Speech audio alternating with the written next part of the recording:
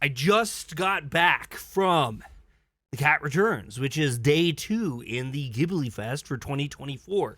I'd never seen it before, and if you watched the last video where we watched Whisper of the Heart, you will see that I thought it was going to be like the story that the girl from the first movie wrote, and it wasn't. It really wasn't. It was amazing, though, in about every way. It was really funny. I have probably not laughed like that in a Ghibli movie ever. The story starts off based again around a young girl. This time she's a little bit older. She goes to do her regular day, and in the events of her walking with a friend, she ends up saving a cat from Truck-kun. Because Truck-kun, we have to have Truck-kun.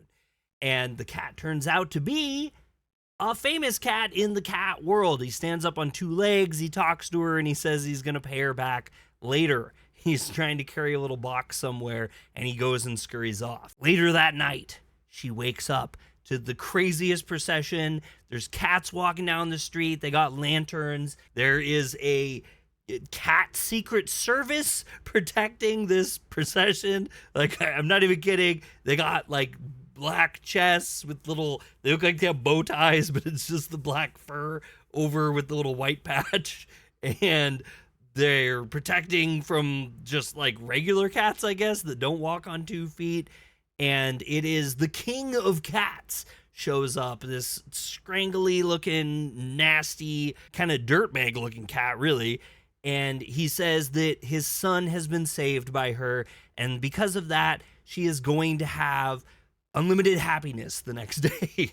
And gives her a scroll and goes on her merry way. The little girl literally thinks that it's some sort of crazy dream, and she wakes up to just absolute shenanigans continuing on. Apparently unlimited happiness means unlimited happiness for cats. They don't quite understand that she's just a human girl, and they literally have like cattails growing wild in the yard. She goes to go to school, and there's like a bajillion cats from all over the universe just coming out of the woodwork to chase her down the street. All of her friends have no clue what's going on.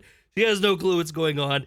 They said unlimited happiness, but it seems to be like some sort of crazy nightmare. Through a series of events, it turns out that she's supposed to marry the prince now. That's what the goal is. And at night, they're going to sweep her off and take her to the cat kingdom. It's the craziest show. It's such a strange and wild and silly show. From the point that she wakes up, pretty much to the end of the movie, I am just laughing my ass off. There is some really crazy characters, and it is just a wild ride through and through as she goes to the cat kingdom and does all the things. I don't want to spoil the whole movie. I kind of did that with the last one a little bit, but it is just about this girl at that point in the cat kingdom trying to find out a problem that she ends up with being in the cat kingdom.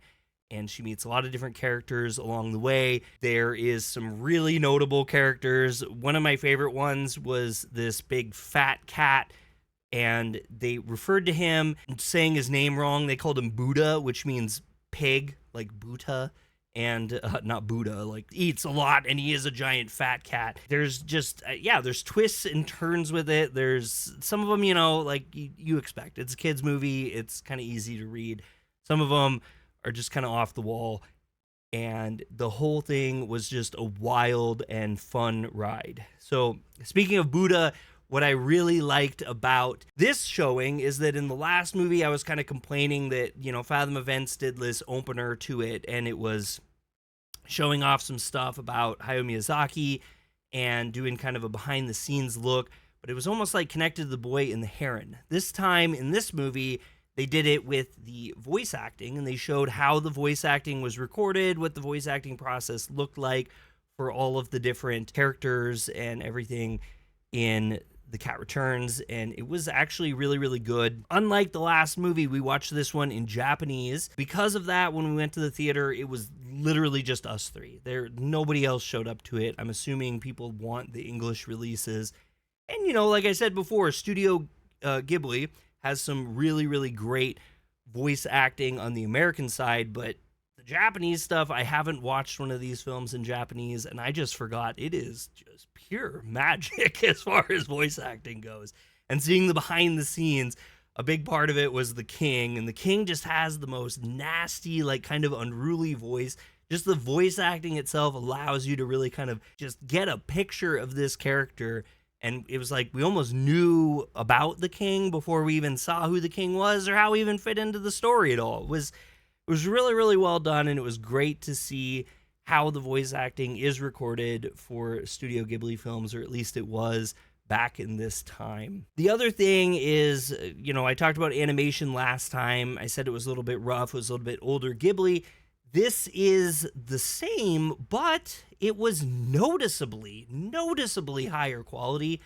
I don't know exactly what it was. It just seemed like the colors were a little bit more vibrant, the lines a little, clearer, a little bit more detailed than the last one. It definitely felt much more modern, and it was just really great to see in theaters. I don't know how I slept on this for so long. I've never seen it. I never saw The Cat Returns. I never saw Whisper of the Heart. Whisper of the Heart was good, but The Cat Returns was just non-stop. It was only an hour and a half long, but it felt like it was 20 minutes long. My whole family was in the theater. We were laughing. We were kicking seats. No one else was in the theater, right? And we were just had a great time. I don't think I've laughed in a Ghibli movie like that in a really, really long time, and it was the just wildest ride. If you like comedy and just fun children adventure, I cannot recommend this movie enough if you haven't seen it. If you have seen it, I'd love to know your thoughts below. I think some of my family actually thinks this one's kind of up there in the, favorite Ghibli movies of all time. The last thing I want to talk about, because I am going to do more of these, is that there's going to be a little bit of a gap until the next movie. We have the 30th anniversary, I believe it is, for Howl's Moving Castle, which is a personal favorite of mine and one that I even own the books for. And that's going to come out starting in September 26th. So I don't know exactly when my video is going to be, but it will be kind of around that time. So you can expect it then. The other thing I want to say is that I've been pronouncing it Studio Ghibli, Ghibli. There's a lot of debate online about how it's to be said, and I think that really it's Ghibli, and I'm not going to get into all the reasons why. You can look it up online, but I'm going to continue saying Ghibli. I've said it my whole life, and a lot of people still pronounce it that way. Just understand, I do know that it's Ghibli, but this is just where I'm at, okay? It's a really great movie. I'm really looking forward to doing more of these videos and watching more of these shows. And again, if you want to have a really great time, especially if you have kids or just you want to spend some good time with the family, this movie can't be beat. It really can't. It's quite the experience.